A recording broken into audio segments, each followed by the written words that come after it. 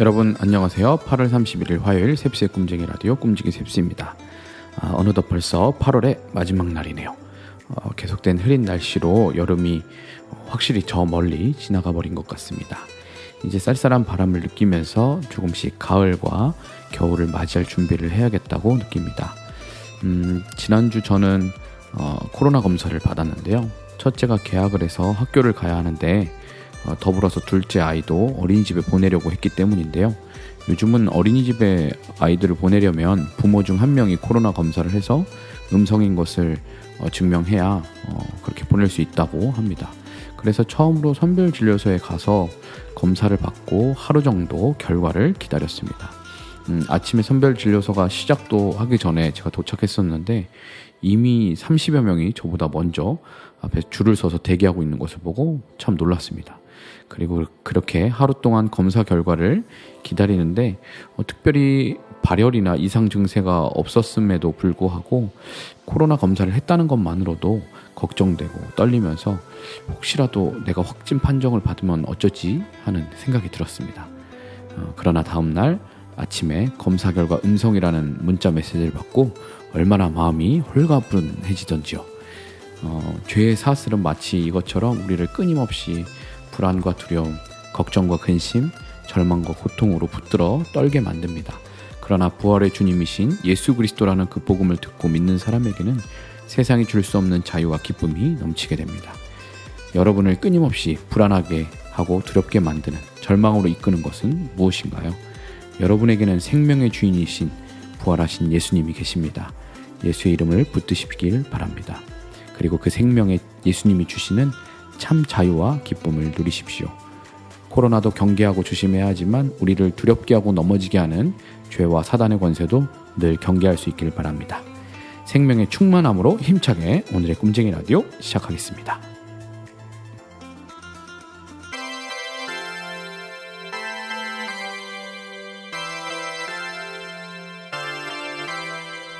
셉스의 꿈쟁이 라디오.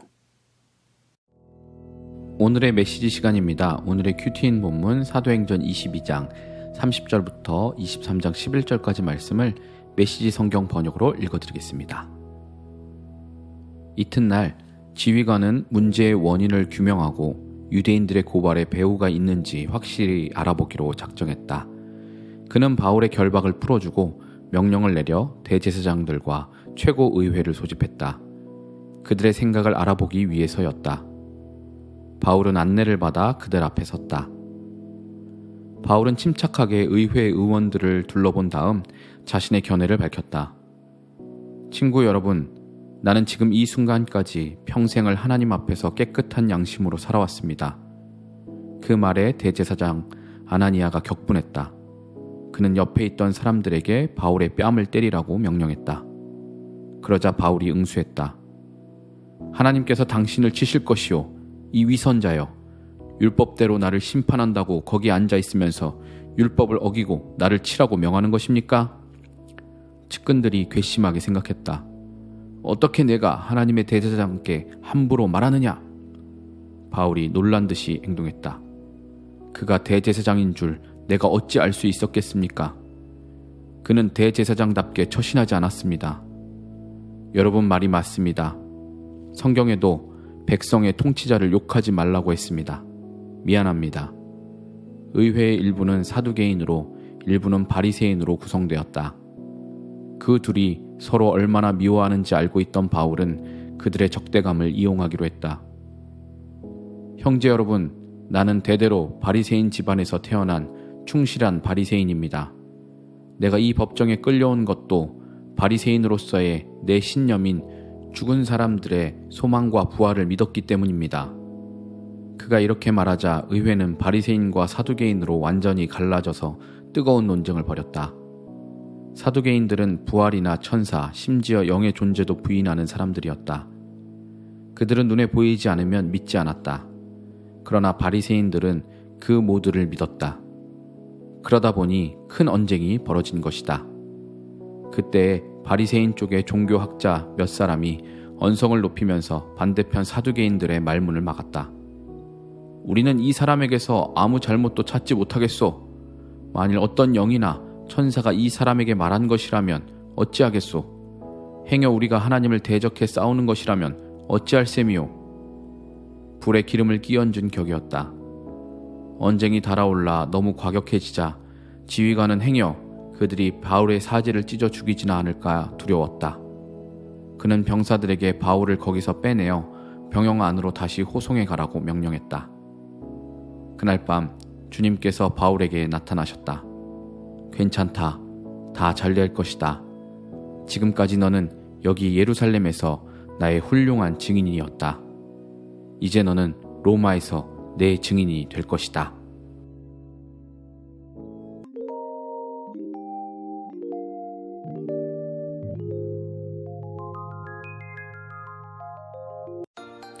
이번 코너는 셉스의 명화 시간입니다. 셉스의 명화는 재미있게 볼 수 있는 영화나 한 번쯤 생각해 볼 만한 영화 등 다양한 영화 관련 주제로 제가 영화를 추천해드리고 소개하는 코너입니다. 오늘 소개해드릴 영화는 감성 돋게 하는 영화입니다.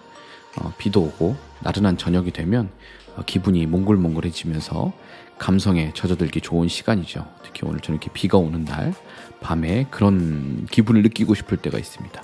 이런 때 감성을 자극하는 영화를 보면 기분이가 좋거든요. 네, 기분이가 좋아진다고 그렇게 표현하죠. 보통 감성을 자극하는 영화들은 주로 로맨스 영화들입니다. 오늘 제가 그래서 추천해드릴 영화도 비록 신앙적으로 보거나 생각할 점들이 있는 그런 류의 영화는 아니지만 로맨틱 영화의 클래식으로 지금도 손꼽히는 줄리아 로버츠, 휴 그랜트 주연의 노팅힐이라는 영화입니다. 무려 1999년 21세기 전에 개봉했던 1999년 7월에 개봉했던 영화로 2019년 4월에 재개봉했던 적도 있습니다. 로맨틱 장르 영화의 대명사인 배우로 꼽히는 줄리아 로버츠와 휴 그랜트 그 두 사람의 젊은 시절 아주 멋지고 아름다운 모습이 담겨있는 영화입니다. 아마 요즘 10대, 20대들은 이 두 배우를 모를 것 같은데요. 그래도 이 사랑이라는 그 순수한 감정이 참 아름답게 묘사되는 감성을 자극하는 또 기혼자분들에게는 연애 시절을 떠올리게 만들 수 있을 만한 그런 영화입니다. 이 영화는 영국 웨스트 런던의 노팅힐 지역에 사는 이혼남 윌리엄 테커라는 남자가 주인공입니다. 휴 그랜트가 연기한 이 남자 주인공은 노팅힐 실제 지명이죠. 노팅힐 그 시장 그 한쪽 구석에서 아주 조그마한 여행 서적 전문 서점을 운영하면서 살고 있습니다. 그리고 독신의 괴상한 친구인 스파이크랑 함께 동거하면서 자기 집에서 함께 살고 있는데요. 그렇게 몸이 건조하게 살아가다가 세계적으로 유명한 인기 영화 배우, 미국 배우로 나오는데요. 애너 스콧이 우연히 그의 서점에 들어오게 되면서 이야기가 펼쳐지게 되죠. 이 영화는 남자들을 위한 신데렐라라고 불릴 정도로 평범한 한 남자가 유명 여배우와 사랑에 빠지는 이야기를 그리고 있는데요. 로맨틱 영화의 정석이라고 할 수 있을 만큼 두 남녀가 만나고 사랑에 빠지고 우연히 이렇게 오렌지 주스를 이렇게 쏟는 그런 사건으로 이제 두 사람이 만나게 되고 이 여배우를 이제 남자가 자기 집에서 옷을 갈아입을 수 있게 막 해주고 그러면서 이야기가 시작돼요. 그런 만남과 사랑 그리고 오해, 헤어짐, 재회 그리고 서로를 향한 마음의 확인, 해피엔딩 이렇게 이어지는 아주 로맨틱 영화의 정석입니다. 제가 꼽는 이 영화 최고의 명장면은 마지막에 그녀와의 현실적인 그 조건 차이를 극복할 자신이 없어서 이 여자 주인공이 고백을 하는데 그것을 거절해요. 그래서 그 현실적인 조건 차이를 난 극복할 자신이 없다. 더 이상 상처받고 싶지 않다. 그렇게 거절했지만 거절하고 나서 이제 후회하죠.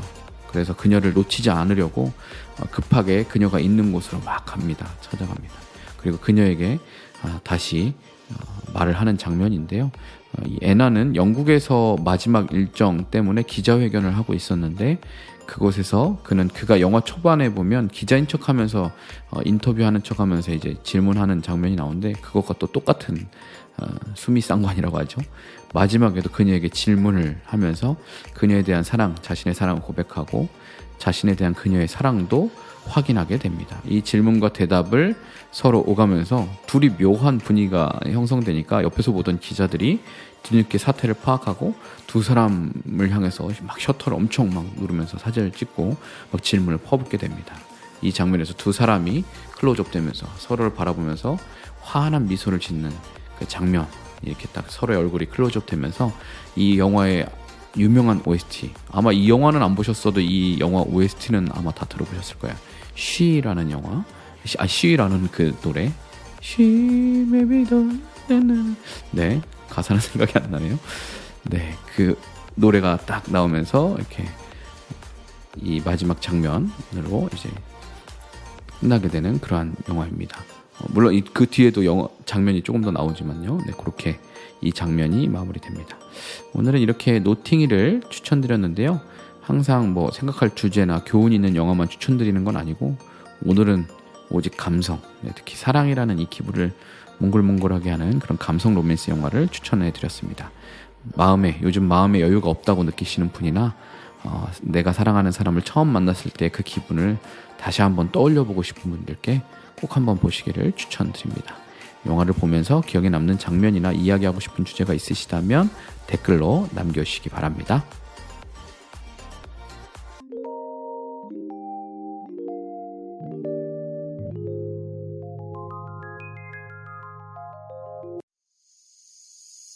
네, 이번 코너는 무엇이든 월드컵 시간입니다. 오늘의 월드컵은 면 음식 월드컵이 되겠습니다. 네, 비가 오고 쌀쌀한 날에는 짬뽕이나 칼국수 같은 이 면 음식이 좀 땡기게 되죠.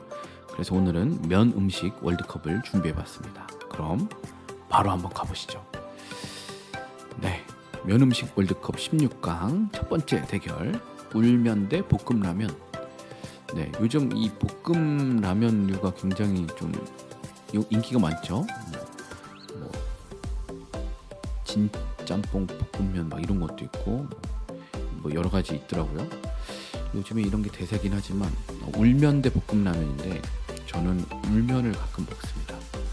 이 울면이 꽤 괜찮거든요. 특히 이런 쌀쌀할 때 먹어주면 아주 맛있습니다. 그래서 저는 울면. 자, 짬짜면 대 잡채. 짬짜면은 다 아시죠? 짬뽕하고 짜장면하고 같이 있는 거. 잡채. 짬짜면. 저는 이렇게 반반 나눠진 짬짜면 먹을 때도 있지만 그래도 온전히 한 종류 먹는 걸 더 좋아하거든요. 그래서 잡채를 선택하겠습니다. 당면을 또 좋아합니다. 제가. 볶음 쌀국수, 기스면. 볶음 쌀국수는 팟타이 이런 거 종류 이야기하는 거죠. 기스면은 제가 많이 먹어본 경험이 없어서 볶음 쌀국수 하겠습니다. 또 팟타이 또 맛있게 하는데 먹으면 백짬뽕 대 콩국수. 뭔가 시원한 걸 먹고 싶은데 매운 건 안 땡기고, 그때 백짬뽕이 딱 좋고, 여름철 특히 콩국수 아주 매력적이죠. 저는 콩국수 참 좋아합니다. 콩국수 선택하겠습니다. 이번엔 비빔면 대 베트남 쌀국수. 둘 다 괜찮죠. 특히 비빔면이 고기랑 같이 먹으면 아주 환상적이고, 비빔면 항상 그 하나만 끓이면 부족한 거 아시죠? 두 봉지 끓이면 또 많고. 하지만 항상 맛있는 비빔면. 그리고 베트남 쌀국수. 이 쌀국수도 사실은 잘 질리지 않는 그런 메뉴 중 하나인데 저는 베트남 쌀국수 하겠습니다. 네. 쌀국수가 잘 질리지 않는 짬뽕 대 칼국수. 특히나 비 오는 날에 제일 땡기는 두 개, 거의 결승전이라고 봐도 무방한 두 종류인데, 짬뽕이랑 칼국수. 저는 요즘은 짬뽕이 좀 더 땡겨서 짬뽕을 선택하겠습니다. 볶음 우동 대 짜장 라면. 뭐 짜파게티 같은 거 이야기하는 거죠. 볶음 우동 대 짜장 라면. 제가 우동을 참 좋아하는데 그래도 볶음 우동보다는 짜장 라면. 그냥 국물 우동이 저는 사실 더 좋아서. 비빔 당면 대 메밀국수. 당면을 좋아하지만 메밀국수가 또 특히 저는 이렇게 적셔 먹는 그 메밀 소바라고 그러죠. 그거 참 좋아합니다. 메밀국수 선택하겠습니다. 네, 면 음식 월드컵 8강전, 이번에는 메밀국수 그리고 볶음 쌀국수. 네, 이거는 메밀국수. 네, 메밀소바 좋아한다고 했죠. 메밀국수. 짬뽕 대 베트남 쌀국수. 비 오는 날에는 짬뽕이죠. 네, 짬뽕. 울면 대 콩국수. 울면도 제가 좋아하지만 또 콩국수가. 짜장라면 대 잡채. 이거는 짜장라면이죠. 짜장라면 그 파김치 계란후라이랑 같이 먹으면 맛있는데 먹고 싶네요. 메밀국수 대 짜장라면. 메밀국수는 맛있긴 한데 그래도 이제 여름 한철 약간 그 제한적인 게 있어서 짜장라면을 선택해 보겠습니다. 짬뽕 대 콩국수. 저에게는 참 어려운 선택인데 이것도 역시 이 콩국수가 여름 한철에 주로 먹는 메뉴니까 저는 짬뽕을 선택하겠습니다. 어떻게 하다 보니까 짜장면 대 짬뽕 대결이 됐네요. 엄마가 좋냐 아빠가 좋냐 뭐 이런 건데, 짜장은 또 라면이에요. 또 짜장면과 달리 짜장라면, 짜파게티 뭐 이런 게 주는 그 매력이 또 다르거든요. 짜장라면 대 짬뽕. 저는 짬뽕을 선택하겠습니다. 네. 인터넷에서 해보니까 사람들 댓글이나 이런 게 라면은 못 참지. 네. 이거 보니까 라면도 나왔나봐요. 짬뽕은 또 3위에 랭크되어 있습니다. 1위가 라면, 2위가 냉면, 3위가 짬뽕 이렇게 되어 있네요. 저는 이렇게 해서 저의 면음식 월드컵 최종 우승 바로 짬뽕을 선택하게 되었습니다. 여러분이 좋아하시는 면음식, 여러분이 가장 좋아하고 지금 먹고 싶은 그 면음식이 뭔지 오늘 댓글로 한번 달아주시고, 혹시라도 여유가 되시면 오늘 저녁에 그 면음식 한번 드셔보시면 어떨까 추천드려봅니다.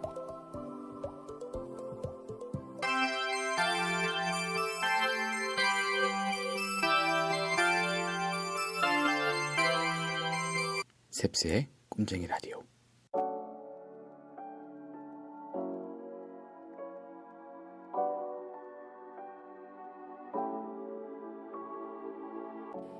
요즘과 같은 상황 속에서 우리는 코로나에 대한 경각심이 무뎌지기가 참 쉽습니다.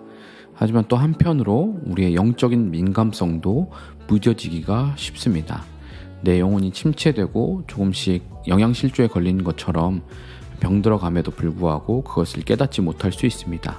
내 스스로가 결단하고 주도적으로 은혜의 자리를 붙들고 나아가지 않으면 우리는 얼마든지 영적인 영양실조에 걸릴 수 있습니다. 그것은 코로나가 아니더라도 마찬가지이지만 우리는 어쩔 수 없는 상황으로 인해 현재 우리의 상황으로 인해서 더욱 쉽게 그런 위험에 빠질 수가 있습니다. 그러므로 오늘도 하나님의 은혜를 붙들고 구하실 수 있기를 바랍니다. 시간이 흐를수록 은혜의 때 내가 너를 도우리라 라는 올해 우리 교회의 이 표어가 떠오릅니다. 위기의 때는 역설적이게도 우리를 구원하시며 회복시키시는 은혜의 때, 은혜의 기회가 됩니다. 이렇게 어려울 때에 더욱 하나님을 찾고 바라고 구하고 그분의 은혜 아래 머무실 수 있기를 바랍니다. 끊임없이 그분의 얼굴을 구하십시오. 함께 은혜의 때를 걸어가기를 간절히 바랍니다. 지금까지 셉스의 꿈쟁이 라디오, 저는 꿈쟁이 셉스였습니다. 오늘도 사랑하고 축복합니다.